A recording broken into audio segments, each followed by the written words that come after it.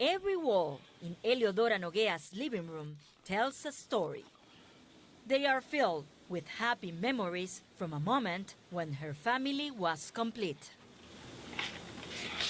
Eliodora's 54 and 48-year-old sons migrated to neighboring Colombia about 4 years ago, leaving her behind. Her only companions now are the photos of her children and grandchildren. They left when the crisis began in Venezuela. We couldn't find food or anything, so they decided to leave to find a better life in Colombia.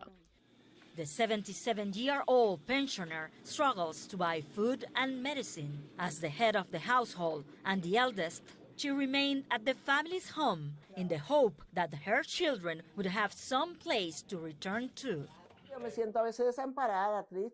Sometimes I feel helpless, sad, lonely, because my children and grandchildren are not here anymore when this house used to be filled with people. Venezuela's mass migration has become one of the largest in the world. More than 7 million people have fled the country in recent years, driven by skyrocketing inflation, a shortage of basic services, violence, and political instability. A survey by the Venezuelan NGO Pro Juris found that 33% of Venezuelan women have more than 4 family members living overseas.